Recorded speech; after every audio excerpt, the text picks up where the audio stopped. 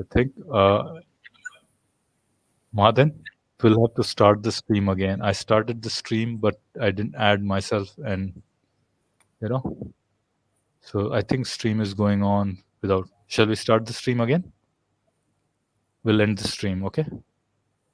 All right. Okay. Or maybe just cut this part and then. Yeah, it's fine. I think it's all good. All Yeah. right. All right, everybody. Welcome to Philo Sapiens, where we discuss religious concepts and criticize uh, religious apologetics and apologists, basically. But mostly, we don't criticize apologists per se, but their arguments as such. So, welcome with me, and as always, with me is Mahadan.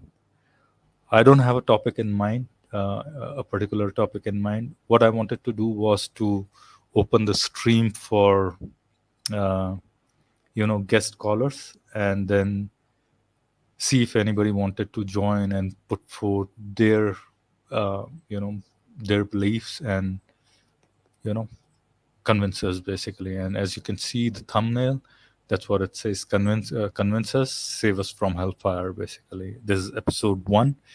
Probably there won't be anybody tonight, but maybe later on we'll have somebody join us. Maybe episode 2, 3, 4 as we continue on, right? So, but my apologies. The stream was going on and nobody was talking. So anybody who joined probably saw just the stream, blank screen probably, right? Muda is here for the timing. Madan, go ahead. Yeah. No. So if this is going to be an open stream, which means that we're inviting people to come and talk to us specifically, then what we could do is just send out the link in advance so people can just join whenever they wish. Yeah, sure.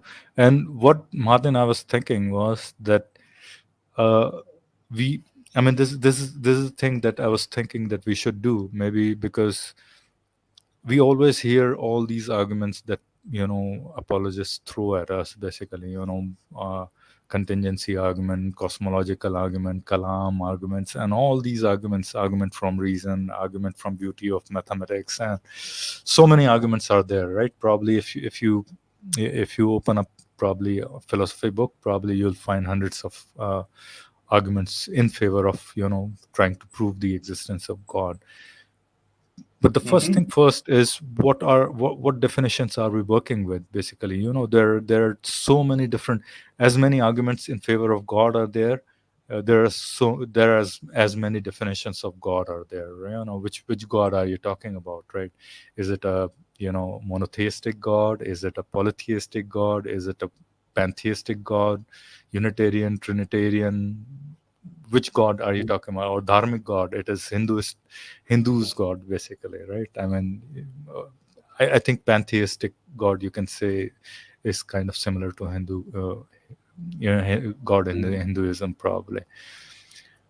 But yeah, that's what I was thinking. I just wanted to, outline what all kind of different concepts of God have been there in past and are still there, probably, right? We have already mentioned that great monotheistic religions, pretty much, right? They have the monotheistic concept of God, pretty much, right? Judaism, Christianity, and Islam, right? And within those, I think Judaism and Islam are strictly monotheistic. Christianity is probably Christianity has subsects within it, basically, right? Unitarianism is there, then Trinitarianism is there, right? So, and then there is a deistic concept of God, which is the God created the universe, and then is a non-interventionist God, pretty much, right? Doesn't intervene in the functioning of the universe, pretty much. And what all other concepts come to your mind? Do you have any? Or I'm pretty sure this is not the exhaustive list that I'm coming up with, pretty much, right? Yeah. I mean, multiple gods I've already talked about. These are the polytheistic gods. And I think um, in today's times, probably the only one of the great religions that is out there with the concept of multiple gods is probably Hinduism.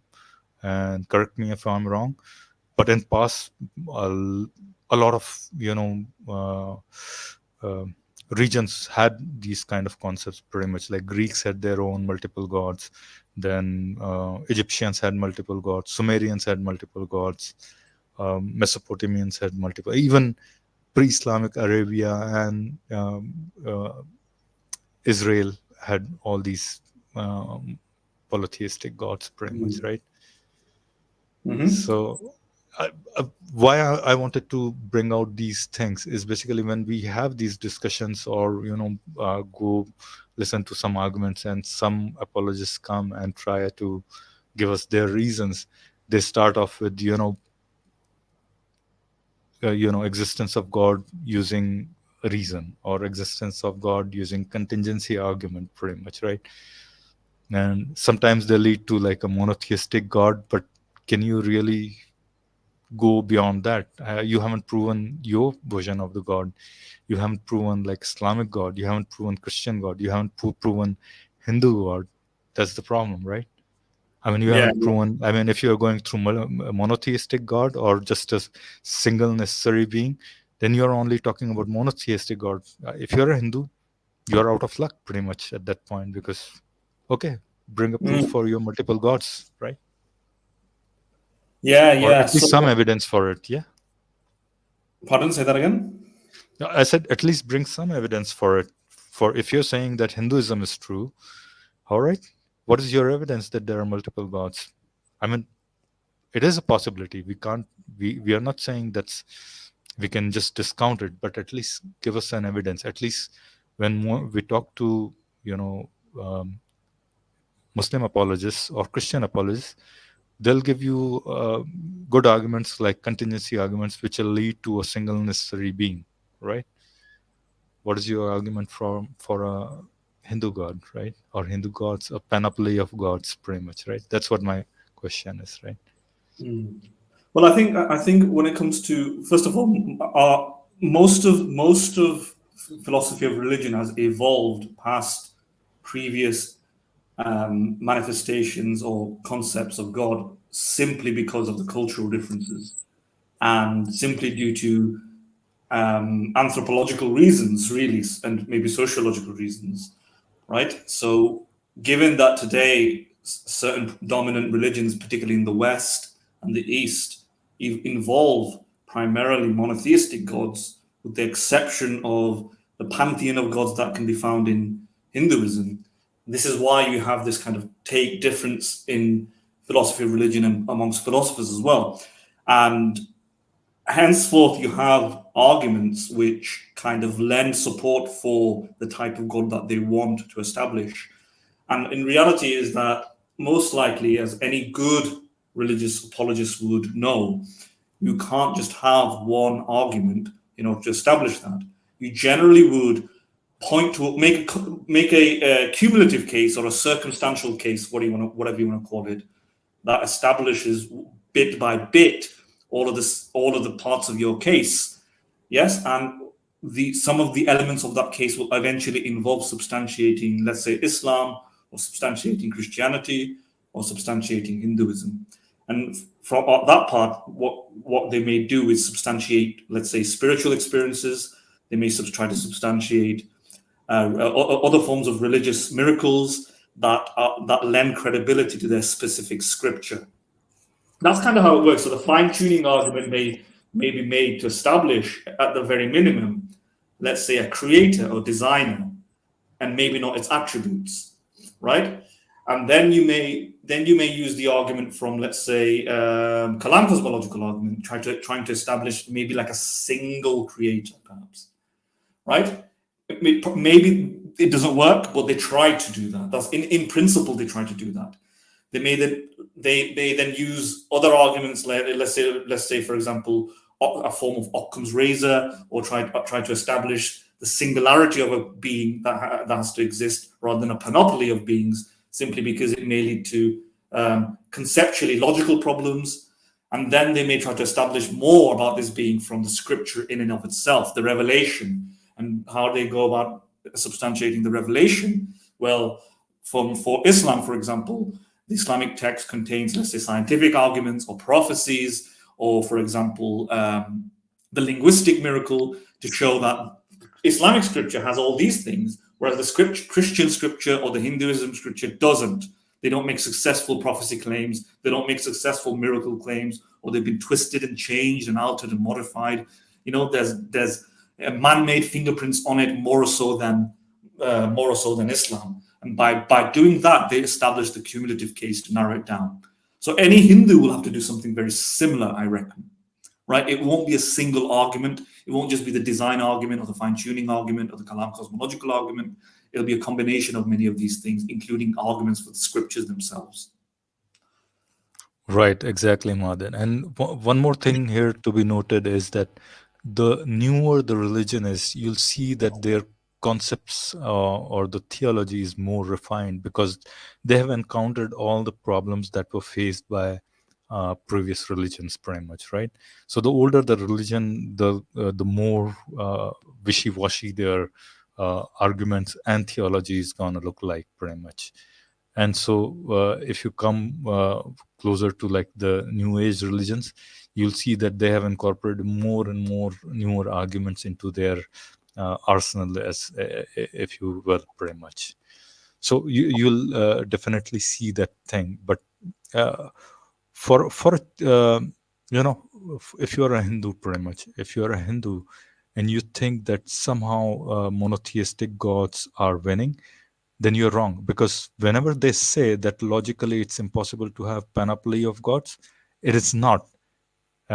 You have to know the arguments, pretty much, to argue against them, that as much likely as monotheistic God appears to be, a panoply of gods can be had, but you have to then again provide the evidence and the arguments to at least establish your case, pretty much. So that's how it goes, pretty much. But from our perspective, from the team Philo Sapiens perspective, we don't think there is a God, single God, necessary being, or multiple panoply of gods. If you want to call, what I'm saying is not the gods of these great monotheistic religions, or the polytheistic religions like Hinduism, pretty much, right? There might be a deistic God who just created the world and probably just doesn't care, non-interventionist kind of a God. Or if you want to call some kind of an energy or whatever that created this universe, maybe there's single necessary existence or being. Yes, okay. If you want to call it a God, perfectly fine. We might be okay with that kind of a concept. That seems more likely, probabilistically, probably that seems more likely to, for us at least. We might be able to believe that. But beyond that, I think you'll have to really provide serious arguments for us to be convinced. Yeah. I want to be clear here, though, because what you're talking about is more like a pantheistic concept, which is just akin to describing or defining God as being equivalent to any sort of necessary thing, right? Or a necessary or causal, a necessary cause of the universe, of this universe, or a necessary cause of all of everything, or something like that. A necessary. So that sort of definition of God is kind of misleading, precisely because God is usually described as a sentient, conscious, thinking agency. It's a mind or mentality. It has experiences, or may not have experiences. I don't know. It's a personal being, in a sense. Personal being, right? And by personal, I don't necessarily mean in this instance that it engages in personal relationships. It has a personality. That's what I mean. It's a being with a consciousness. So instead of saying a personal being, I would say consciousness. But there is some consciousness, right? Some sort of powerful consciousness. It may be supremely powerful. Or mind, if you will, probably. Mind, conscious being. It might be. It might have the three omni characteristics, or maybe just one of them, or maybe none of them, right? And if you have a broad definition of a God like that, which is agency, mind or mentality, that maybe originated the universe, because clearly there are agency in the universe. We are agents in the universe, but we don't describe ourselves as God. So the mere fact that there's agents in the universe doesn't mean there's a God. We're talking about a creating agent that created everything or something like that. Is that broad enough to encapsulate all different types of gods? Maybe so, right? But it's very difficult, given that some religions don't believe that there is a single form of agency that created everything. So it could very well be that there's a series of agents with limited powers that, in collection and cohesion with each other, created different aspects or are in charge of different parts. And you know what really happens is that we kind of get to the gray areas as to what God is, right? Right now, think about it this way.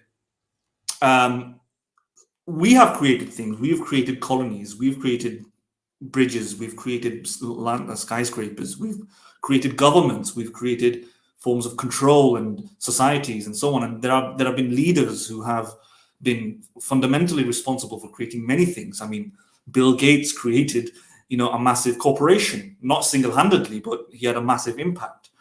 Now, if the definition of God is that there's a consciousness that is in charge of parts of the universe, loosely speaking, Bill Gates is in charge of parts of the universe, right? He created some aspects of it, but that does not really gel well with our intuitions as to what we mean by God. Bill Gates is clearly not the type of being that we want to classify as God. So here it gets really philosophically difficult as to what we mean by God, right? That's not what we mean by God then, something that's in charge of things, or is a leader, or just an agent that has created things. Is it created very specific things, right? It created parts of the universe. And can Bill Gates qualify for that? Well, he didn't create it out of nothing or ex nihilo. He just kind of rearranged matter. But think about it this way then. If there was, let's say we explore the universe and we find out that there was this very powerful being that created our solar system, but he did it through rearranging matter as well. It's like some alien. Would we call that a God? Right? Would we call a God that is physical and embodied a God? Because some religions believe in embodied gods. They don't believe in immaterial gods. They're not necessarily all in, Exactly. Yes. So the definition of God here, as you can see, is difficult. It's quite difficult even for me to actually pin down, because it's so varied. Right, exactly. Yeah, it's so varied, because I mean, if we discover extraterrestrials, which you could say God is a subset of an extraterrestrial, but we discover, let's say, an extraterrestrial civilization that has evolved in a different galaxy and created our galaxy, that may just fit the definition of a God. Or some people may say, no, it's not, because this is equivalent to a scientist creating a animal colony in a laboratory in our universe, and we won't call that a God. So then we may disqualify that as a God. But then again, why should we call that a God? So we have various definitions of God. Some of them are immaterial. Some of them are not immaterial. Some of them are in charge of everything, and nothing less than that will suffice. Some of them are not in charge of everything. Some of them need to be all powerful and all knowledgeable. Some of them are not. And if we think about it like that, then it just becomes such a broad concept that almost any form of agency that creates things somewhere in the universe could constitute a God. And that kind of seems mind-blowing to me, to be honest. But go on. Yeah. Right. No, I agree. I mean, there are so many different concepts of God, and there can be so many different concepts. I think whenever you're talking to a theist of certain kind, or someone who tries to bring in the concept of God, then you have to first agree on what kind of a definition he or she is working with, basically. Because otherwise, I mean, if somebody comes in and just is trying to prove a creator concept of a God, basically, right? He's not just going, I mean, usually when there is a conversation like that, usually they have a stage one where they kind of somehow, let's say for an example, I mean, Kalam cosmological argument, right? And Kalam cosmological argument has two stages. Basically, first stage is to just you know try to prove first cause, pretty much, right? And then they somehow in the stage two try to connect the first stage to their version of the God, basically, right?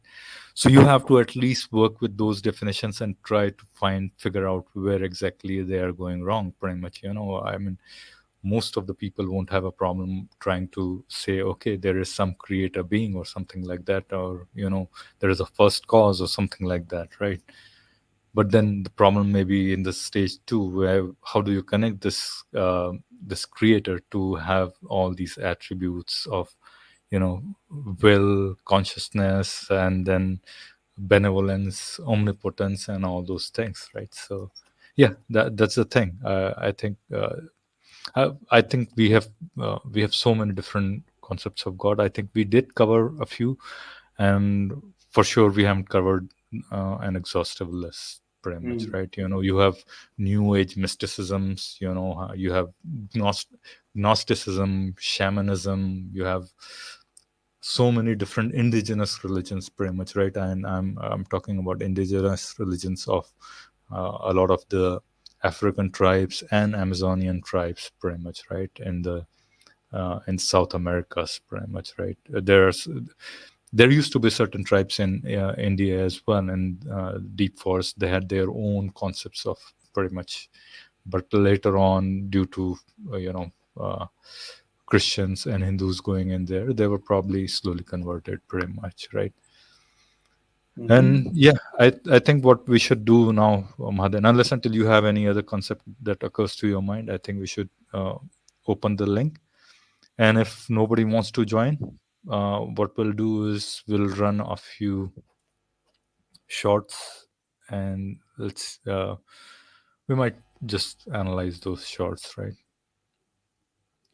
Yeah. So So what whilst people, sorry, Mahadan. Just what I have done is made the link public, so anybody who wishes to join and convince us on their concept of God, basically, and save us from hellfire. When I say save us from hellfire, I think that means that we are looking for Muslims and Christians to come and convince us, but anybody else is welcome to convince us. Hindus, Buddhists, maybe Buddhism doesn't have a concept of God, probably. Anybody is welcome to convince us. If you don't want to convince us, you can come and have a chat as well. Just don't need to be, convincing us. Sorry, Martin, go ahead.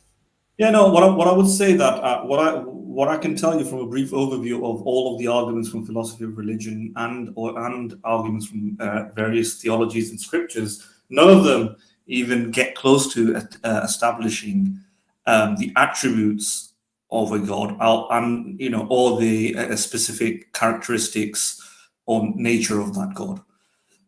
Particularly because every single one of those arguments, they establish at best maybe like a mind, or they establish, for example, a cause.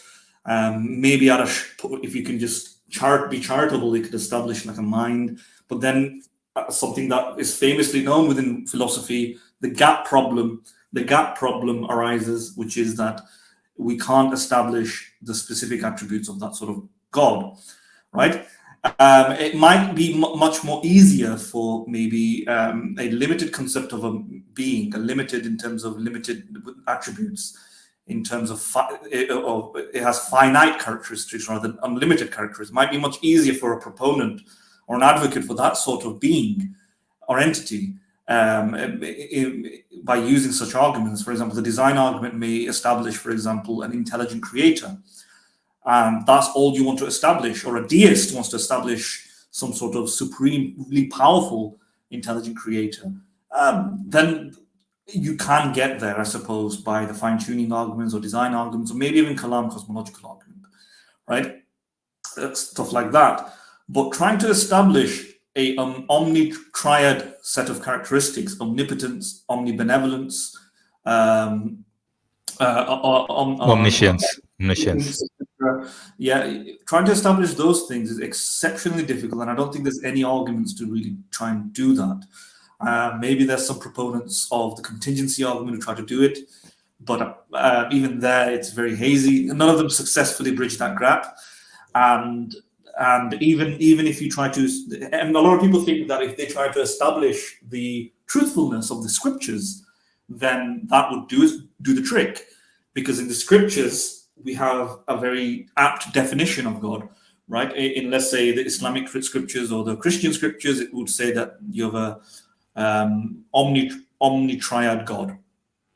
They have the tripartite characteristics of God. I think Madan, with the contingency argument, trying to prove these tri-omni properties is pretty easy because it's definitionally included in the argument, pretty much, right? I mean, and probably sorry, I was talking about ontological argument, basically, right? In the ontological argument, probably you can include all these definitions of triomny in the what makes a greatest being is pretty much all these positive attributes, right? And then you can run the ontological argument on any of these positive attributes, including all these positive attributes, and prove, in some certain sense, you can prove that kind of God existing, pretty much. Prove as in, I'm saying quote unquote, but not exactly, because with the ontological arguments, you can run the same argument against anything, pretty much, right? And you have you don't have a symmetry breaker, pretty much, because you can run that against an evil god. You can run that against all sorts of different things, pretty much, right? A pink elephant governing from whatever, right? And so those are the things that I was talking about ontological. Sorry, I thought I jumped into contingency, right? Yeah, I mean, given the low-ranking sort of prowess of the ontological argument, I would discount that as a real sort of significant take at it. It's not really been appreciated much. Yeah, it's not considered highly by philosophers. So you could say that stands as an exception to what I'm saying, compared to other arguments, that at least it makes an attempt in some of its premises, but given the weakening of the premises, the weaknesses of the premises, and the easy to knock down nature of it, I give it a low grade in that regard. That not many people are genuinely persuaded or convinced by the ontological argument, etc. But you can say that's like an exception to the general rule within philosophy, which kind of lacks the prowess to go from these arguments to go and then establish the attributes of the being. In general, most arguments just don't do that, and most scriptural arguments don't do that. Like, as I was saying, if a scripture is demonstrated to be true, what we mean by that is every single piece of the scriptural, every part of the scripture is true, including the description of God as possessing those attributes. But what arguments they provide for that is arguments which don't actually substantiate every single part of that scripture. What it does, for example, exactly, yeah. I mean, I agree. Your point is very Let me well. just give you an example. If Jesus resurrected from the dead, or there is evidence that Jesus was God and he had miraculous powers of healing and miraculous powers of whatever, he's able to suspend parts of the universe and do things, extraordinary things that no other man could do. It still does not establish the characteristics of an omnipotent God, simply because there's a gap between what Jesus does and this omnipotent God. Because we're talking about infinite qualities, and from finite displays of majesty of Jesus' prowess, finite displays of sorcery, or whatever you want to call it, of finite displays of prophecy, finite displays of linguistic argument, which shows that this person cannot arrive at this person was an extraordinary linguist, right? Or you can tell the future through prophecies. does not establish those divine properties of omnipotence, omnibenevolence, etc. Because we're talking about infinite qualities. And David Hume kind of realized this, where he thought, in order to establish that, you do need to explore an infinite series of things. You need to see an infinite series of powerful attempts at building and making everything. So God will have to show, for example, infinitely into the future, doing infinite number of things, that he can do infinite number of stuff. And you know, Exactly. I mean, yeah. I mean, this most of the audience, or especially the believing audience, won't be able to realize that this is such a hard problem, right? I mean, just to connect that, just to bridge that gap, it's not an easy task, pretty much. Yes, and people might be thinking we're nitpicking, right? We're not nitpicking at all. You don't have to make a perfect case. It doesn't have to be perfect. It has to be beyond reasonable doubt. That's a reasonable standard, beyond reasonable doubt. But what I'm saying is that it doesn't meet the threshold of beyond reasonable doubt that there's an infinite being, because you're making an infinite claim. If you make an infinite claim about an attribute, let's say omnipotence, which is this being can do maximally, let's say, or infinitely number of powerful things, it can do the most powerful thing, then we need to see something that represents that. And we just need reasonable degree of belief that it can do that. But given the standard is high, which is infinite, there's a massive infinite distance between the claim and the supposed display of miraculousness on this earth. So let's take the scriptures.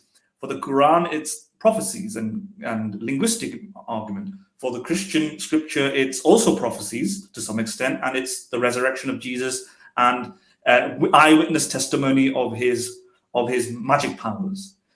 Given that there's an infinite distance between that and the finite displays of magicalness that he has done, right? We don't have even reasonable degrees of certainty, right? It doesn't cross that. Now, if it was the case that, let's say Jesus did, he healed the sick, he walked on water, and then he cured the sick. And suppose then the claim was that he can do a few more things that we've not seen. It may be reasonable belief. It may be, not necessarily, but maybe. I would be charitable and be more willing to think that, all right, although we've not seen the rest of the stuff that he can do, he's done some of the stuff. But given, so if he can heal the sick, and somebody then says that Jesus can also transport really fast around the world, although it's strictly what he's demonstrated there doesn't establish that, you may be more willing to believe that Jesus may be able to do that. It might cross to somebody who's got very loose standards of evidence. Yeah, I mean, you might still question whether he has got from some future some technology which can heal, probably, right? I mean, that's also a possibility. You can't discount that, right? I mean, but as you said, Madin, I agree. I mean, your credence is going to be slightly higher than otherwise, probably. Yeah, I mean, sure. That's why I'm not saying how he's done it. I would say that he has a power, and that power could be very from many different things. It could be from himself. He could be telepathic. He could have some sort of innate quality or ability to do so. It might be something that he is channeling from a different universe. It could be because he's got some sort of instrument or some sort of weapon, some sort of contraption, and it could be something from the future. I'm keeping it very broad, but the point is we'll be able to believe safely, despite what mechanism he's using, that he's doing these things. And maybe we can extend that a little bit more to things that we've not seen. For example, if he's healed the sick and he's healed that and he's done this, maybe if there's a claim that he can fly and go to one place to another, although we can't say that with proof, it might increase our probability that he can do that, given that the difference between what he's done already, that he's shown and displayed, and the other non-displayed act is a small finite difference. But what if then Jesus went around saying that I can do everything? I can do almost everything. Now there's an infinite distance between the finite act that we've seen and and the claim, which is an infinite claim. Now I suggest that you don't have even a reasonable degree of probability, beyond reasonable doubt, right? We don't need perfect certainty, beyond reasonable doubt, to think that he can do these infinite acts. He's got infinite power of infinite Exactly, nature. Madan. And this is the same problem that most of our, Muslim brothers fall into as well. When we talk about the creation of the universe, when you say that, when you talk about the sifat or the attribute of omnipotence, right? Then if there is only one, they usually take the root of who created this universe, right? And that's perfectly fine, I think. But then, unless until you show that there are infinite such universes, you haven't shown him omnipotence as such. Why would an omnipotent God just create one universe? And they would say, we don't know whether there are many such universes or not, but at least this one was created by a single being, and that's perfectly fine. But this doesn't at all show that the attribute of omnipotence is present in the deity that they are claiming to provide evidence for using these Yeah. arguments, pretty much. Yeah, and let me just emphasize how else that this is consistent with how we think about other stuff. For example, if we have a bag full of marbles, and we keep pulling out marbles one after another after the bag in the bag. Now, I'm not saying that the standards of evidence have to be so high that we need to be in complete certainty of anything. Right? For example, if I keep pulling out red marbles, and let's say 2 or 3 of them are blue, but 78 of them have been red so far. 2 of them have been blue. It's reasonable to believe that maybe the next 5 or next 10 are going to be red, right? Etc. Because that's just basic induction, right? Even though I've not seen that, I am willing to believe reasonably that it's highly likely that's going to be the case. But if somebody said that the next bag and the other bag down there and the other bag down there, and then points to an infinite series of bags that we've not seen, and that all of them are going to be red, we're going to say, no, actually, even the amount of induction we've seen so far, the amount of instances of red that we've so far doesn't justify us, doesn't give us justification for us to believe that the remainder infinite bags contain red marbles primarily. Right? Just because I've seen that. Can you see the difference there? Therefore, whilst it might be reasonable to conclude that this bag that I've got is probably red all the way down with a few instances of blue, and the next 20 marbles I pick out of this bag will be red, highly likely to be red, I am unjustified. It'll be too broad of a generalization, unjustified generalization, to say that the remaining 10, 20 or infinite bags, contain red. And that's kind of the similar situation that we are with when it comes to Jesus Christ or the Qur'an, etc. The finite acts of miraculousness is not sufficient to establish the broad generalization that the creator, or being that allegedly created it, is an infinitely powerful being or infinitely knowledgeable being. Yeah, Madan, sorry, I was engaged in, I'm engaging in conversation through comments. We have a comment from Parshuram, by the way, sorry. And he's saying, well, seeing the title as a Hindu, I can say you need someone to save yourself from the hellfire. As in our theology, we don't have a concept of an eternal hell in which you are going to be forever. And he said, not need someone to save yourself from hellfire. And my response is, there are problems in Hinduism as well, but since we deal mostly with Abrahamic religions, we are not going to really on that. But yeah, I mean, if you want.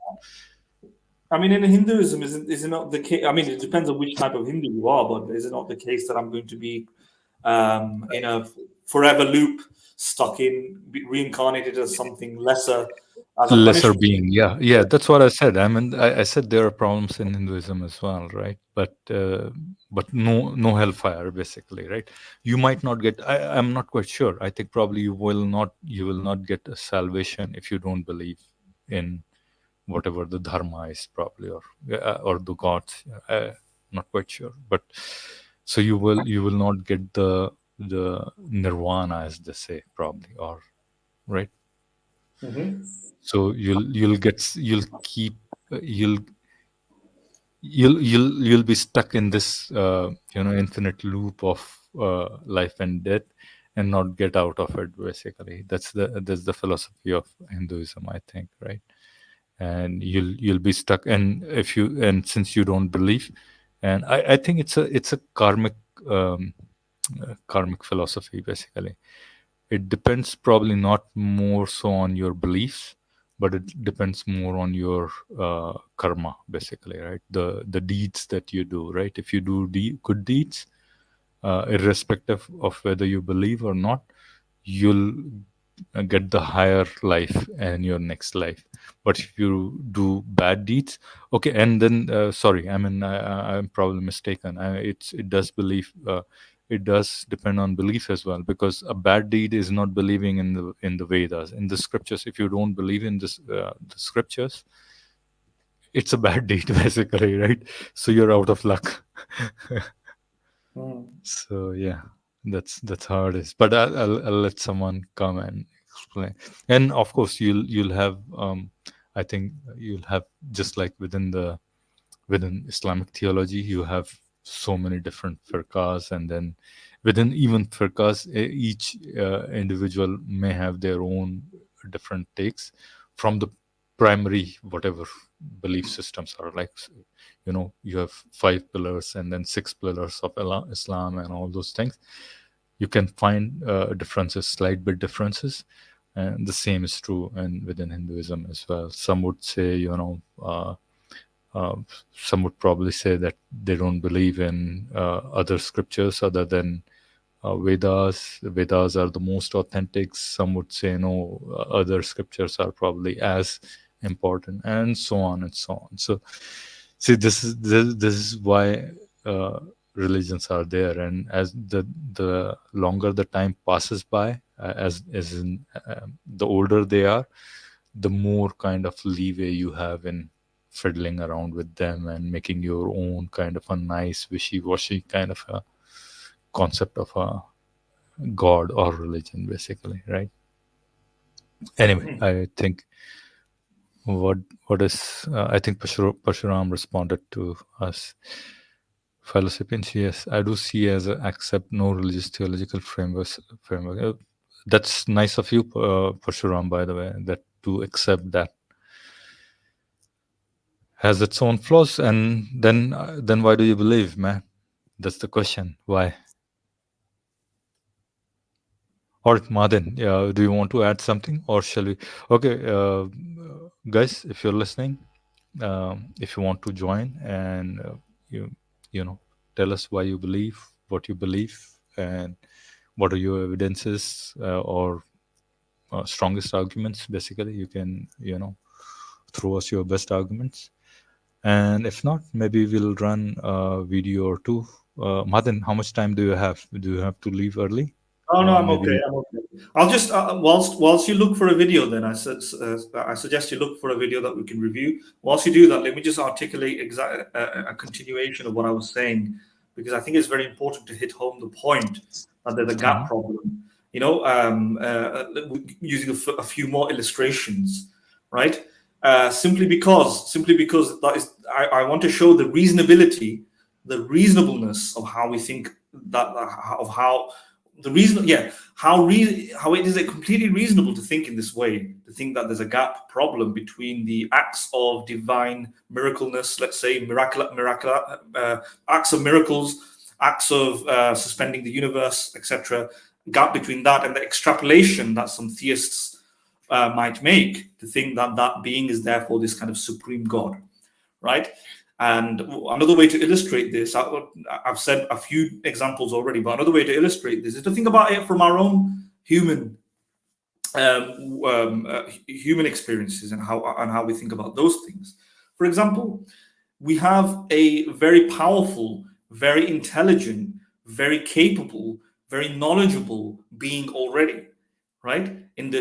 Amongst humankind, or beings, let's say. Let's pick one of them out, right? Let's pick out a very, very incredible being, let's say, in terms of intelligence. Stephen Hawking, who's a highly accomplished scientist, highly intelligent person, highly groundbreaking theories and thoughts, etc., very famous, and so on. Now, Stephen Hawking can do very many things that not everybody can do, right? In fact, the human race can do very many things not every other animal can do, right? And the difference between us and certain animals is a very big one. But from the perspective of the animal, we may look like we're performing miracles, right? Because we have all these constellation of attributes and abilities that they cannot do. Yet we are finite. So the example here is to show that, let's suppose now religious miracles, religious divine experiences, spiritual experiences of Jesus or Muhammad had brought forward with them certain miraculous acts. But just like we look miraculous, or Stephen Hawking looks miraculous to, let's say, an ant, a bear, or a dog, right? They may look miraculous to us. But just like we are finite, right? We can do very many things. We can do chemistry, biology, quantum physics. We can build a computer. We can communicate in very many different languages. A cat can't do that. A bear can't do that. So we look like we have certain skills that are just magical to the cat. But we know we're not infinitely powerful. So could it not be the case that there is that similar sort of discrepancy and gap between us and these alleged assuming these suspensions of the universe occurred? I'm assuming. I think you're being too charitable in assuming that at least that creator has a mind, right? I mean, I think we're still far from establishing that. But yeah, I agree that you just granted that for the sake of argument. I'm not even for the sake of argument, right? Yeah. I'm not even establishing that the creator has a mind. I am merely establishing that these acts and these behaviors, these suspensions of the universe. Okay, so you're saying just limited in power, in a sense. Yes, basically. That's the only point you're trying to. Yes, I'm not necessarily saying that we know the origin. Yeah, but the example that you gave kind of seems to exude that kind of a inference, basically, right? Subconscious, in a sense, basically, right? I see your point, but then the kind of analogy that you're putting will kind of lead to that dog versus humans as to humans versus that creator. Everybody will just automatically assume that there at least the mind is there, but it's limited kind of a thing. But I see your point. Right? No, because all we're talking about is that just how the dog or the bird sees human beings doing certain things, we see Muhammad or Jesus Christ do certain things, of course, through historical testimony, but we're establishing the veracity of the testimony, or we're establishing that these things did happen. We're just holding that a constant right now and assuming that it happened. And if it did happen, it doesn't necessarily mean that that there was another mind behind that caused it, right? We don't, nor do we know how it caused it. But the point is, we see certain distinct capabilities. That's all, right? Distinct capabilities, but despite the fact that we see these distinct capabilities, we can't infer that these capabilities go on to include a constellation of other capabilities all the way up to basically, all the way up to infinity. Yeah, all the way to up to infinity, infinite power, infinite foresight, infinite knowledge, infinite morality, whatever you want to call it. Yeah, etc. Yeah. Right. And the good example of that is how we look to dogs, how we look to bears, right? And it would be it's not unreasonable to think, for example, we look like gods to these animals, right? Had they had the contemplation to think like that, some of them do, by the way. Some of them do probably think like this is just a very strange attribute that they can do, that humans can do. But Albert Einstein, despite being very, very clever, Stephen Hawking, despite being very, very clever and being capable of rare and extraordinary feats, still doesn't have a constellation of infinite qualities. And in similar vein, then, just like the relative gap between us and Einstein, or us and animals, there's a relative gap between us and these alleged miraculous acts that happen by Muhammad or Jesus Christ. Yet, just like we're not justified, it'll be irrational to conclude, since Einstein is very smart, that he's all smart or omniscient. It'll be unjustified to conclude, therefore, since Muhammad can know certain things, or Jesus Christ knew certain things, or could do certain things, that he had infinite qualities, or they had infinite qualities, or some being behind them had infinite qualities. Yeah. Yep, Mahadin. I think we have a guest. Rishi, you can't hear us? Can you? No? You're on mute, by the way. Unmute yourself first, then.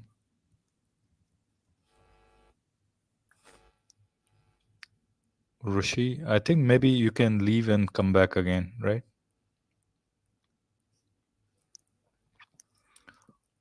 All right. Yeah, I think I do agree to that point. I think the gap problem is a huge problem. And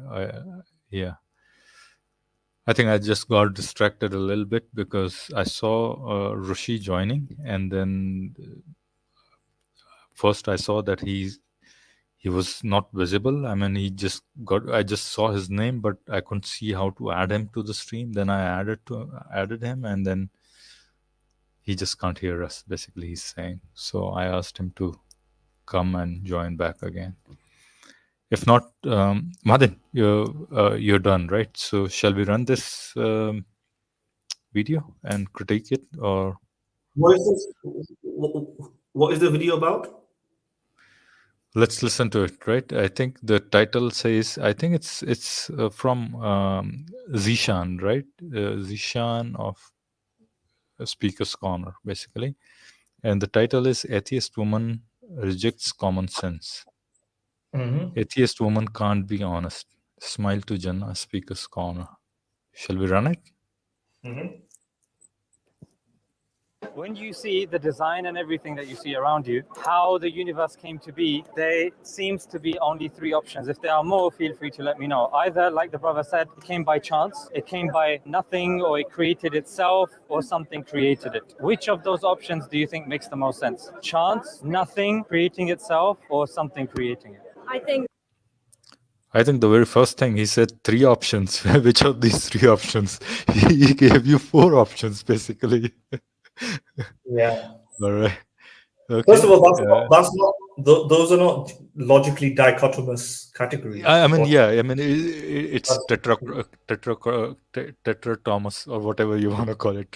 Whatever, but they're not the only possibility. No, it's not a dichotomy. It's not a trichotomy. What is tetratomy? Whatever, it doesn't matter. My point is, that's not an exhaustive list. Yeah, that's what I'm saying. I'm just trying to find the word, basically, to describe four partitions, basically. But yeah, you're right. That's what I wanted to say as well. That's not an exhaustive list, pretty much, right? I think Rishi, I will ask you to stay on the backstage until now we finish this video, or reviewing this video. Sorry about that, but just give us 5-10 minutes, right? I'll just go through it. Yeah. Furthermore, they're not necessarily mutually exclusive either, right? I mean, he said chance, nothing, created itself, and what was the last one? A designer, creator. Yeah, created by someone. Basically, someone created it. Right. So they're not. So you can have a universe that came from nothing, and then chance was then part of it. So they're not mutually exclusive. You can have, if we accept. I'm not saying that we should accept. You're right. Even a creator could create it by throwing a dice, pretty much, right? Yes, Chance. and I was going to say this as the second part. A creator can also create the universe through chance. So because it depends on the type of creator, you can have a megalomaniacal, crazy, insane creator who perhaps created the universe through a evolutionary type of mechanism, right? Which will involve some sort of chance. So you can have that as well. So they're not necessarily mutually exclusive. And it could also be the case that any creator, unless you establish the eternality of the creator, any creator came from chance as well, right? Right. So again, so these are not mutually exclusive, and they're not exhaustive either. I think you can have a few more options. But carry on. Exactly. Yeah, I agree. I don't want to say it with confidence because I don't know, and I don't think any of us know. Why do you think that's the case? Who put that entitlement in your head? I would say I wouldn't be unconvinced with it coming from nothing. The selection that you've made, the nothing. Nothing semantically means no thing, the absence of something. Yeah. So how can the absence of something create a thing? We have no experience, no understanding, no evidence for this even being possible. Yeah, but there's not. Does that make sense to you though? How nothing can create something? I think You can answer it however you want, just honestly. I would need a greater understanding of physics. So these I guys, think that lady, her answer is not bad. I mean that's one possibility. Something, I mean, if it's counterintuitive to your mind that your mind can't think of something coming from nothing, doesn't mean that it's not a possibility. Of course, your definition there, I would say there are like multiple definitions of nothing. I mean, nothing could be there's nothing in the fridge, there's nothing out there, or there's what do you mean by nothing? Basically, is the question, right? Is a nothing as in nothing that is out there in the world, pretty much nothing like there's out in everything that's out there in the world. That kind of a nothing you're talking about, something, some quantum fluctuation, something that's never been seen. I'm using quantum fluctuation, but something that you have no idea about, that could be nothing. But if you're definitionally taking something as nothing, that out of which nothing could come into being, then you have definitionally said that I'm not going to believe you, whatever you say, because nothing can come out of that what I'm defining as nothing, pretty much, right? So I mean, yeah, I mean this is the kind of thing, the trickery that these guys use. I mean, you can say that lady is probably a little bit naive over there, right? yeah, I mean, the other thing is that the criterion that the Zishan person establishes, which is that we've no experience of this nothing. There's no, we don't know what nothing is. If experience is the criteria to establish that, then it applies to all the other stuff as well. We don't have an experience of a cosmic designer either. So Exactly. Exactly. I don't think he should be saying that we have no experience of merely nothing or something like that. I mean, he might at worst he might just respond, no, we have an experience of the creator through the revelation, pretty much, or the angel Gabriel or something like that. I mean, that might be his escape route, pretty much. I don't know. I don't know, but we don't have actual experience of the creator, so it depends on how he's talking about. So, I don't know. I don't think first of all, I don't think these people like Ali Dawa and Zishan are even competent to talk about these things. So I just find it messy and philosophically illiterate, right? The wordings that they use or talk about to talk about these things is just a mess, right? Exactly. Yeah, it's actually more difficult talking to them about it than it is with an established expert philosopher, because they've already done the groundwork and we have a common understanding of what we're talking about. We know what we're talking about. But these guys, you end up teaching them philosophy first and then try to, you try to correct them. Exactly. Yeah. I mean, these guys work with a set script. Sorry, Madhav. Yeah. Go ahead. No, I was just going to say, I think we were talking over each other. If I was talking to somebody like William Lane Craig or Richard Swinburne, then we kind of know where we are. We know what nothing means. I don't need to correct his understandings. He knows exactly what's going on. Whereas talking with these guys, I need to teach them these definitions and to teach them what we're talking about, and then teach them where we are in the conversation. And most of the conversation becomes about their lack of understanding of philosophy.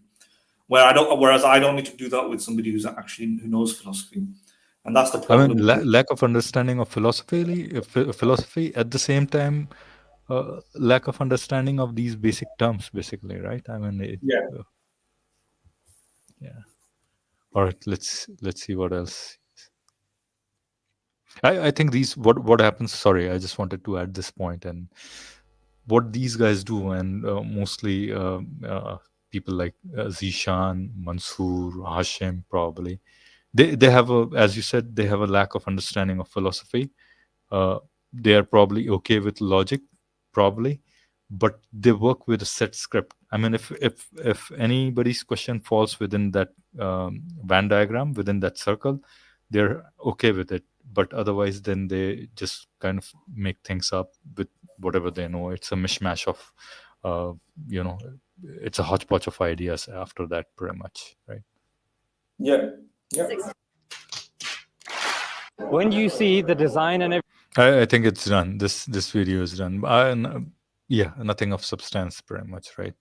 I mean, there are so many problems with that argument. When you see the design, I mean, what do you say? When you say design, I mean, from your perspective, it looks designed. I think probably a better description would be an apparent design that you see, right? As soon as you add design, it probably indicates a designer, right? You would say, I think, a more appropriately, this seems like a design, but is there a designer? Probably, or maybe it's just an natural world that's so capable to design itself, pretty much, right? Or create something like this that seems designed to us. So yeah, I'm not quite sure. Whether they have these, these arguments they put in as if they're heavy duty arguments. Anyways, shall we bring in the video Yeah. number 2, Well, Madan? yeah.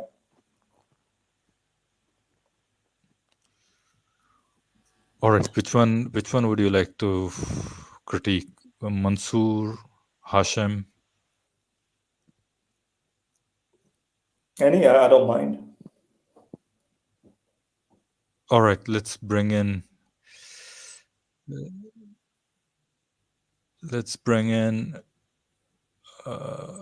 Muslim Lantern. Okay. Okay. All right.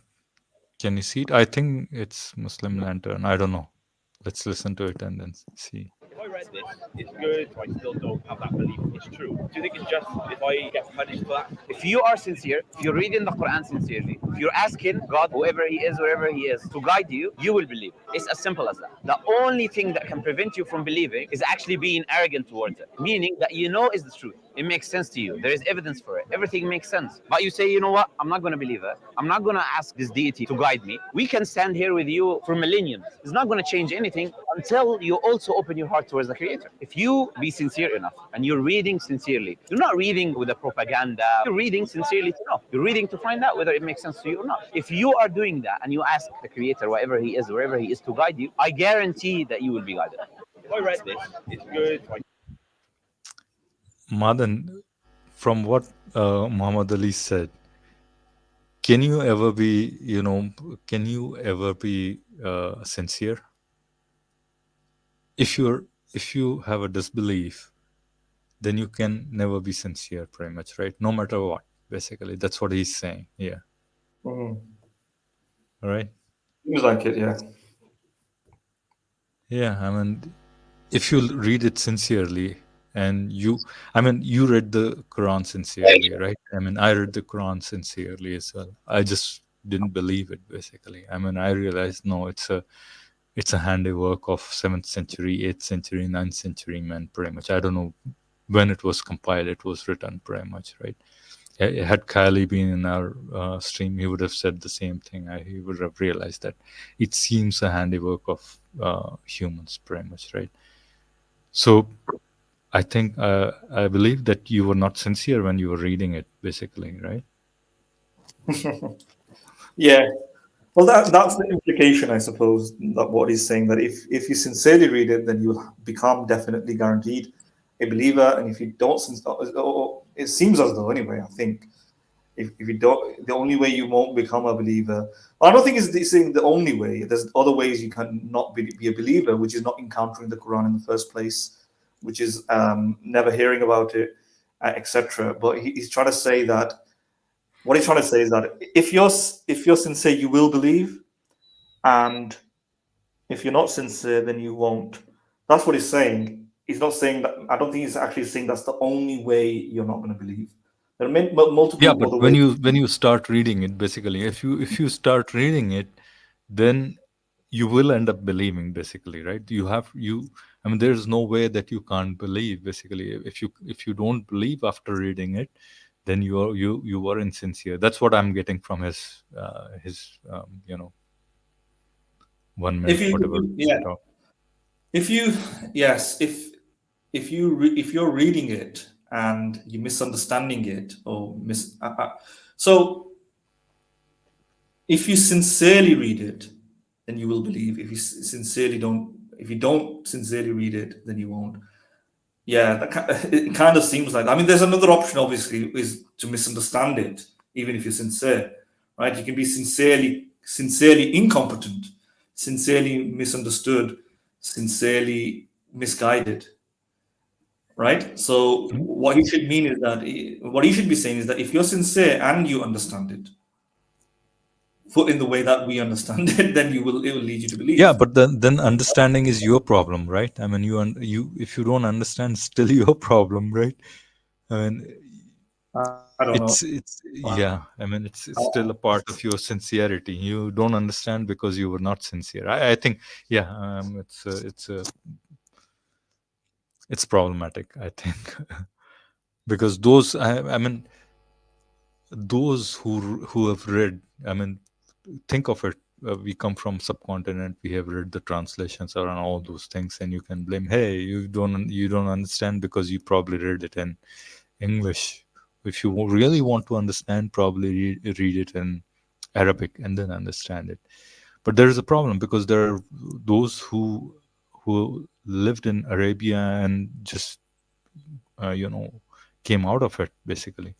They read it in their own language, Arabic, properly, and then they didn't believe. They were not sincere as well, probably, right? I mean, that's the implication of what he's saying, basically. Anyway, we have a tweet from Parshuram. One thing that we can point out about the design argument is that God, if he's the designer, then he's not a good designer, as he has designed this universe so complex. Yeah. Well, you can make that argument, but it's not so persuasive, by the way. Yeah.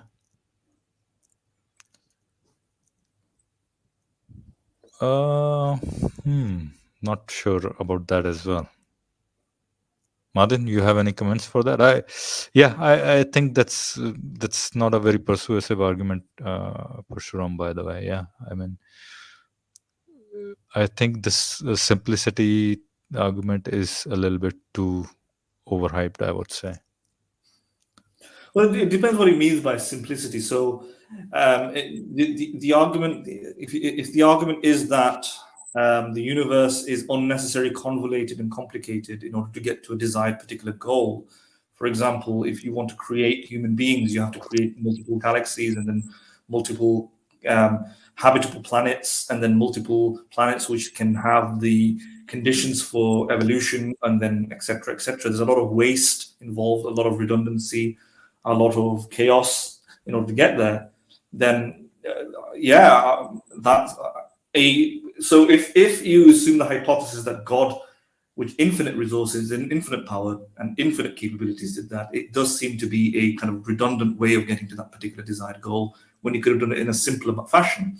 He did not have to do it in that manner, right? Where he had to do all those little kind of nitpicking and tinkering. So so if, let's say, the universe is fine-tuned, like some people make the argument that if fine-tuning is actually evidence against God rather than for God, simply because God won't need to fine-tune the universe. Fine-tuning suggests that there were parameters and they were so finely tuned, so finely tuned conditions. So fine-tuning is more evidence for naturalism, in the sense that the universe had to hit We'll these need particular that kind of constants to come into being and create this kind of a world, basically, where life could come into being, basically, in a sense, basically. So it's more of a chance. For God, it won't require that kind of fine tuning. It would just create something simple, and I mean, in a sense that makes sense, basically. But then probably as you said a minute or two back, that what kind of a God concept are you? What kind of a goal are we looking at from God's perspective? If God's goal is to create the humans, then probably that complexity argument makes sense, right? That God could have created it in a simpler manner, in a sense, basically. I mean, could have taken a couple of simpler steps to arrive at its goal, right? But since we see that the universe and life especially has arrived at such a convoluted path, then probably it makes no sense that there's a designer of that kind who likes to design in simpler manner, right? Or an if you have the Abrahamic gods, it doesn't make a lot of sense. If you have limited concepts of God, maybe you could make the argument, but you don't necessarily, the desired end doesn't just have to be that. You could say any of the desired ends. So as long as you got some sort of benevolence, some sort of capability within it, you could still possibly say that the capability isn't as impressive, or the end isn't as the end could have been reached in a better way. So if God just wanted to create lots of galaxies, he still didn't have to create it in that particular way, So if you define God to be a God to create exactly this type of a universe, then you have to give it those attributes. But as soon as you give this particular God more than 50%, let's say, in benevolence or capability or something, but it is a somewhat competent, somewhat good being, then it doesn't make a lot of sense to make it in this particular sort of way, whatever that thing is, whether it be stars or whether it be just whether it be human beings or animals. There are different ways you could imagine these things could have been the case. It didn't require this much time and this much space in order to do so. The only way you can get that is if you have a God that is completely designed in a particular way to want exactly that, right? So his intentions and purposes will have to be just about that, but that won't fit comfortably with an Abrahamic God, because Abrahamic gods have the triad of characteristics. That won't fit comfortably with even a somewhat good God, a somewhat competent God that we supposedly think is quite supreme. It might not be infinitely supreme, but very supreme. We would probably think even that sort of God wouldn't create this much wasted space or this much chaos in order to just get to that, because we would imagine something that is capable of creating these sort of things should be able to create it much more easily, right?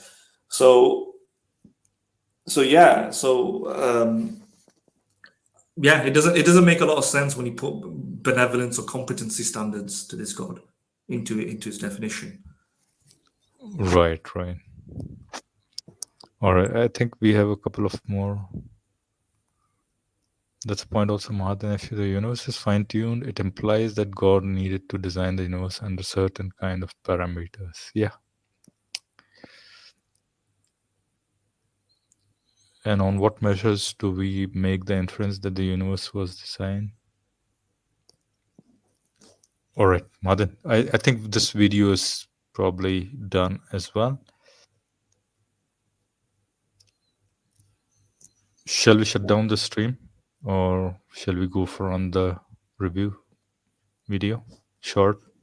On this particular video, what I would say is that cognitive biases and tribalism and feeling devoted or attached to one ideology or framework or group or faction is a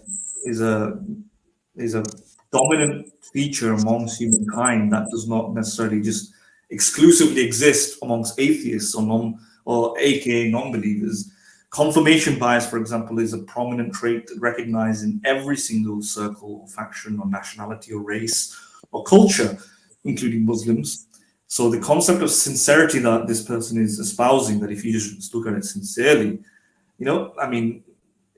just presupposes that what he thinks is that everyone else is insincere but him. But the same thing can be used to bludgeon them, say that you're not Exactly. sincerely, because there's no reason to believe that there's an uneven distribution of insincerity amongst one group of humans and the rest of everybody else is just sincere. There's no scientific basis for that. In fact, we already know the science for that, and it shows that tribalism and confirmation bias, these sort of cognitive biases, exist pretty much widespread. So why should we just assume? So it just acts as a claim that if it becomes a claim at that point that we can even feel confident about that it's wrong, that because it presupposes that one group of humans is more insincere than the other, and we actually have scientific basis to think that's probably wrong, because this is widespread, and therefore we can say it for that claim, which is non-believers is insincere. If they read it sincerely, they'll find the truth. If they don't, then it just means they're insincere. That is just flat out false. It's not merely. The same question can be run through them. If you're not sincerely, if you haven't sincerely thought about all these arguments, you haven't come to our side, then you are insincere. Basically, it's. But what I'm saying is not just it's not just unsubstantiated. Like, we can't just say you have no. When you assume that we're insincere, you have no evidence for that. I'm saying there's evidence against that, right? Right. Yeah, there's evidence against that. Sorry, there's evidence. There's evidence against the idea. There is an evidence against it, because then everybody thinks that the other person is insincere. Basically, there is an evidence in favor of that. Basically, in a sense that everybody thinks that the other person is insincere and not thinking through their kind of ideology in a proper, sincere manner. There is evidence of assuming bad intentions in the other parties, in the other actors' motivation, but that's not the exact point I was making. But yeah, that can lend support to the idea that this is widespread amongst human beings, because everybody, when they're having an argument, they think the other person is the worst person in the world and they're motivated by ill intentions. So that kind of lends support to the idea, that is a normal kind of reaction that people have. But I want to say that the claim that non-believers is insincere and believers are more likely to be sincere or something like that is false, simply by the fact that confirmation bias is widespread amongst human nature. So that part is false. And so it's not merely unknown or something. So the atheists here won't just say, look, you don't know my intentions. Oh, well, you don't know whether or not atheists are being insincere. That's just a claim. That's just a claim that you've made that we've not looked at it sincerely, right? That's just a claim that we've not looked at it sincerely, and you have. Rather, the scientific evidence suggests that most people have confirmation bias to some, and especially if you're not like an astute thinker who's not thinking about this all the time. Everybody is biased by their pre-existing preconceptions, presuppositions, beliefs, basically, right? Cultural background. This taints the way we look at the world, and we're more likely to cling on to things that we feel comfortable with, and we stay in echo chambers. And if your parents have told you X, Y, Z, you bias towards it. This is not so. That completely disputes the idea that and it takes a lot to shelve those ideas and think through these ideas freely, pretty much, right? Yes. Yeah.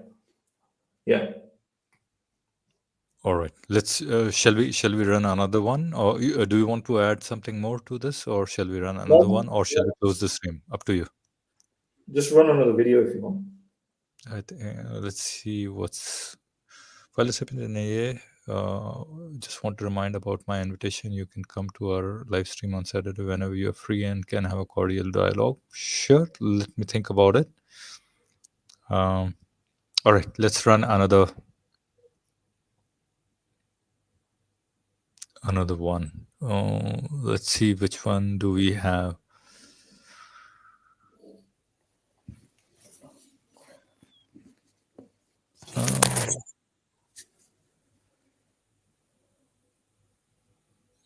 Okay, I don't see any good one. Let's see. Let's run this one and see if this one gives us anything to talk about. Your favorite person, Madan? Any guesses? Sorry, I'm not seeing anything on the screen yet. No, I'm saying I'm saying your favorite person. I'm gonna run the video of who is it? Any guess? Any guesses? Is it Ali Dawa?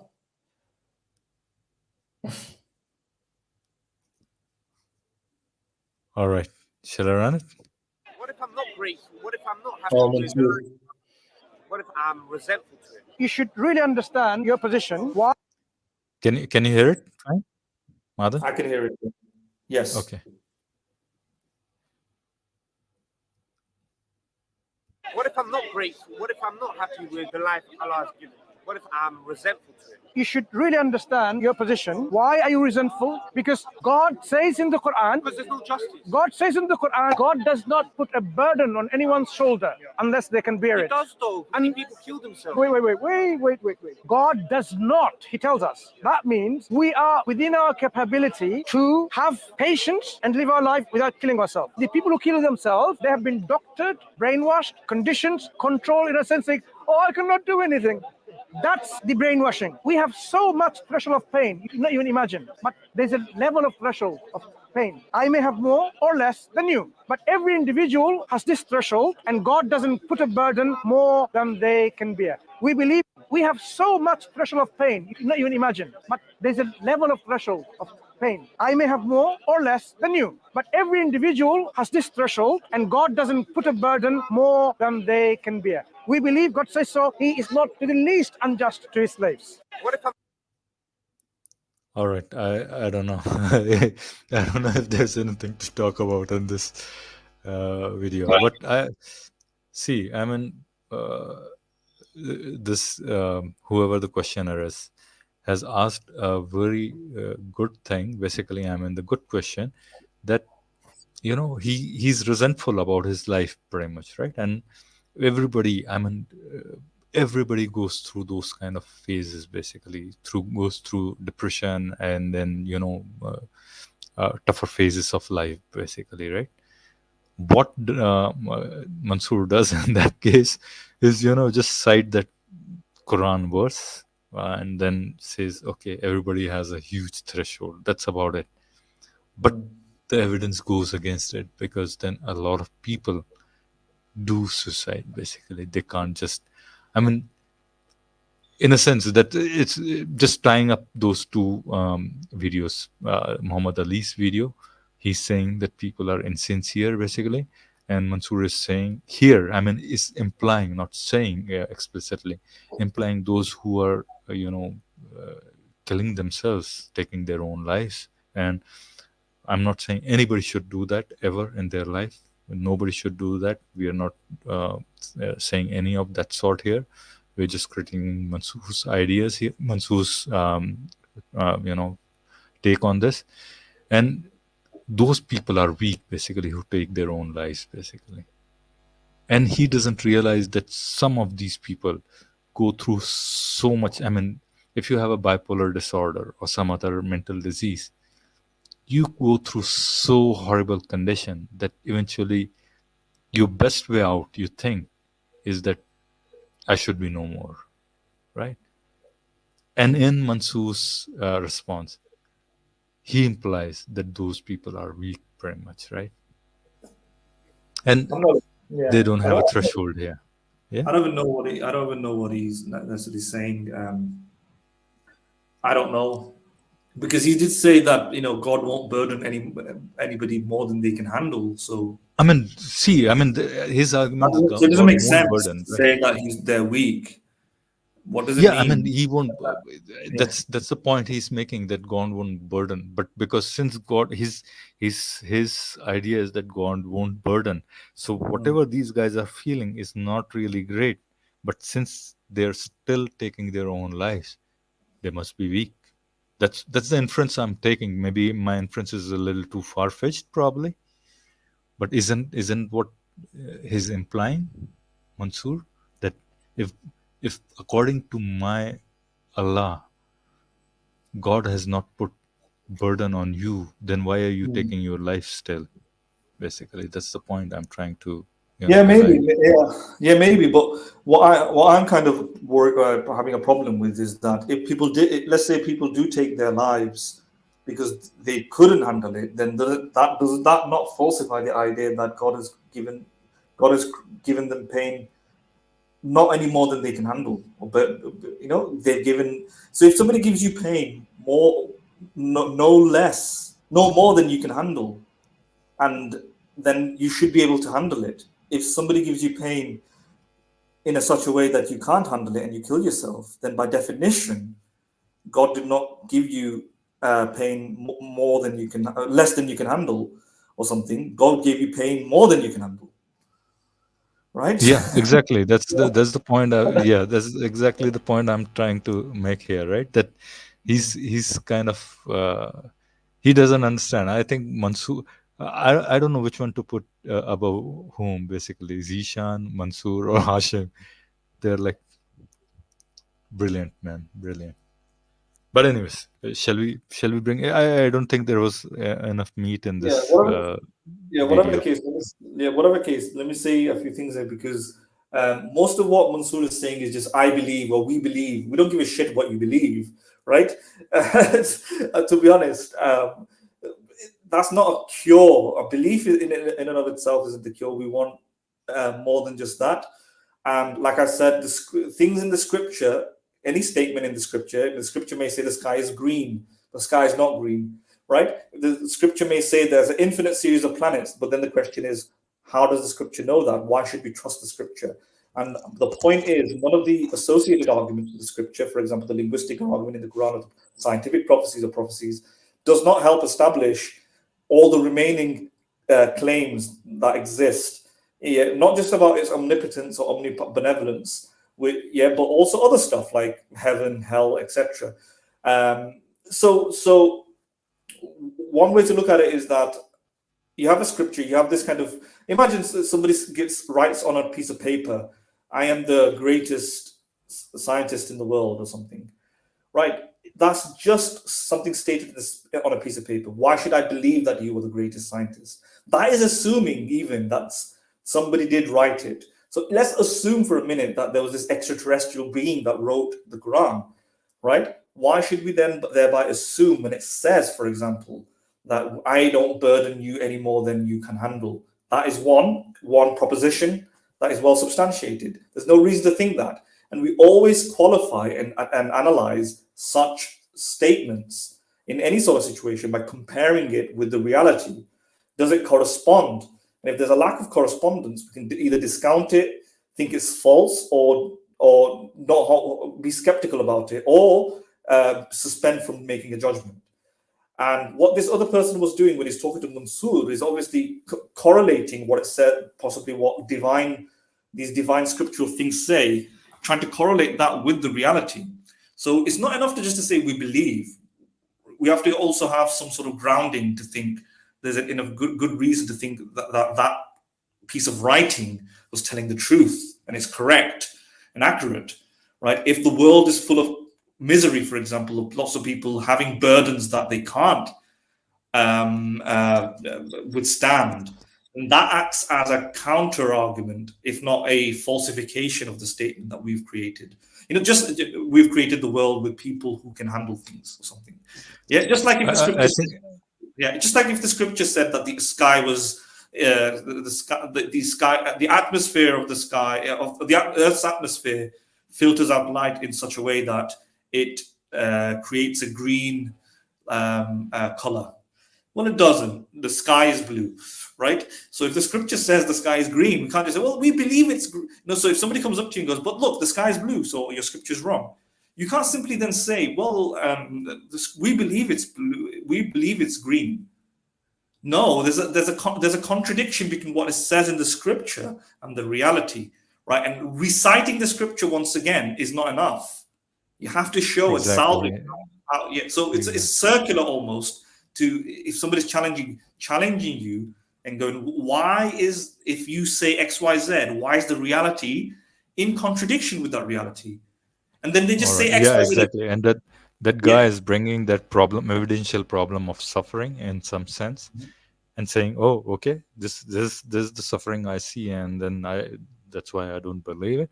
Oh no, God doesn't give any much suffering than you can handle. Basically, and that's what we believe. No. That's a kind of a problem that, and at that point it's circular reasoning, because if you're using the evil, the gratuitous evil, as evidence against the scripture, right? The whole point is, how do we reconcile? How do we reconcile this evident worldly reality which contrasts and contradicts with what it says in the scripture? If the scripture says human beings, every single human being is 8 foot tall, and I go, wait a minute, your scripture says every human being is 8 foot tall. But look, not every human being, some human beings are 5'3", some human beings are 5'8", so it's false. Yeah? At that point, it's not enough to just merely go, but we believe that. Yeah? We believe. Hey, our yardstick is different, man. Yeah. That's the thing, basically. Yeah. Right? So at that point, you may want to substantiate that even though there is a massive contradiction between the reality and the scripture, we have other reasons to believe that the scripture, what it says in the scripture, overrides what we see in the world.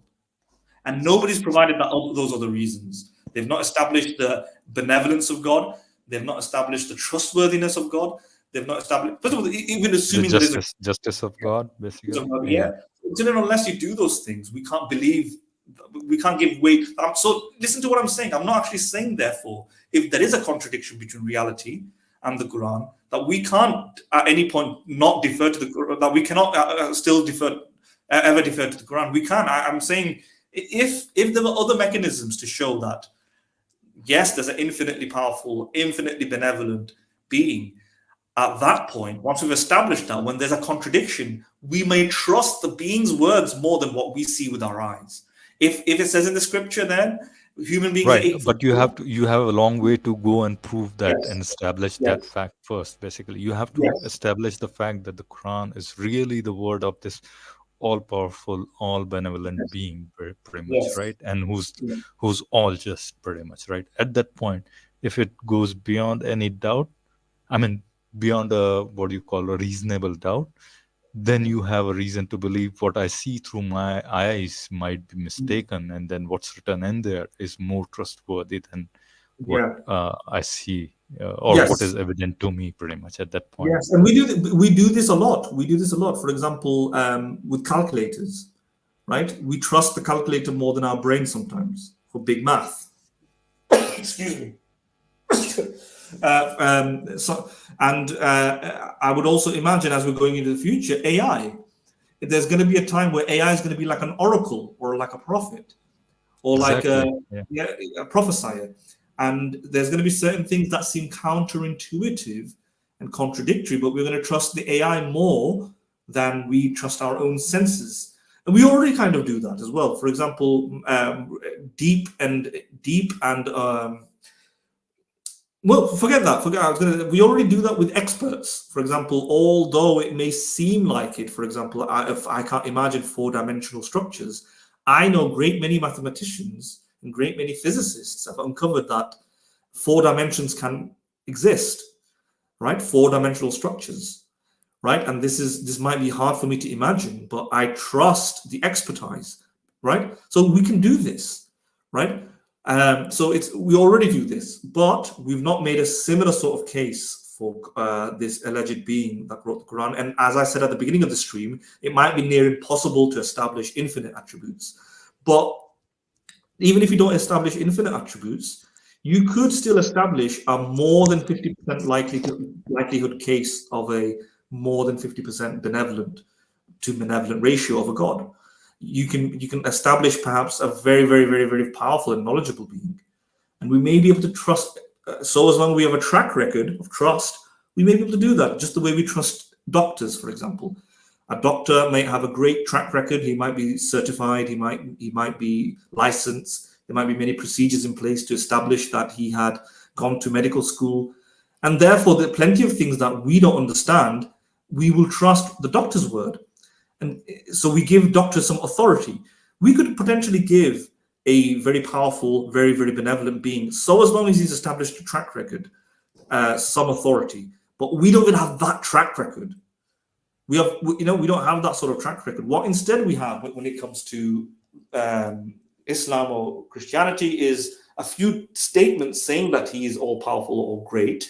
And then we have a plethora of real world examples of things going against that. So if anything, the track record is not very good, right? It's very poor, basically. Yeah. He says he answers prayers, but there's no evidence of prayers being answered. He says, for example, he's an all-powerful being and good being, but He's split the moon. He's split the moon. We don't have any evidence of it, basically, right? Yes. Exactly, and we've got things like evolution. We've got extraordinary amounts of gratuitous pain, an extraordinarily wasteful universe, large and wasteful universe. So his track record is not very good, right? And then so we don't have the minimum resources to be able to establish that level of trust and authority to what he says. Yeah. Right. Yeah, the track record is poor, and then the track record of the naturalism, as in nature causes all those things, is much, much greater. I mean, I'm not talking about these sufferings. Of course, natural calamities are there that cause the sufferings, which is the doing of nature. But if you're talking about within humans, probably that's a little bit deeper question, which probably, it's a part and parcel of existence, probably. Madan, what I was thinking was just closing down the stream, but I just wanted to run this. We always show questions by or answers by religious apologists and critique them. I just wanted to run this to show that sometimes atheists can be a little dumb as well. I mean, his question is not really as dumb, but you'll see what I mean. Okay. God, your God must have started somewhere. Do you want me to answer You the question? can't answer it, can you? Don't feel offended if I Of say. course you don't know. I mean, surely. I'm answering. How many legs does the sun walk upon? The sun. Wait, 2 or 3. The sun doesn't walk on any legs. Is that my answer to the question I asked? My question was, how many legs does he walk upon? 2 or 3? The sun doesn't walk on legs. Answer my question that I asked. How can I answer you? As you realize, Michael, the question that I asked, it's not a meaningful question. The sun doesn't have legs. Exactly. God has always been there, didn't have a beginning of existence. So the question of being created by someone else while this creator was not in existence is as meaningless as sun having 2 legs when the sun doesn't have 2 legs. So you cannot ask me a question like, who created the God who is not created? Is that a meaningful question? I didn't say that. I said, who created God? Right. So we have atheists like that as well. I just wanted to. I would like to know. His question is, if he didn't know that he's talking to someone whose belief system has an eternal God or uncreated God, basically, that would have been fine. But if he's going there and asking as a naive question, then probably he has a valid question, I would say.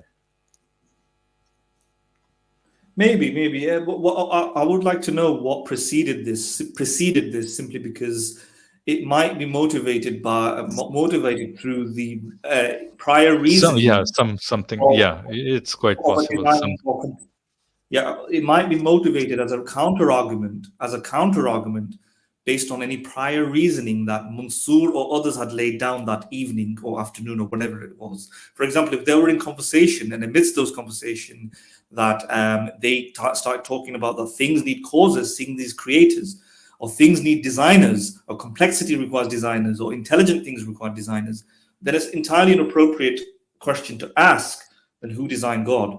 Because then the logic, if the principle is applied equally and evenly and fairly, then that question makes sense, right?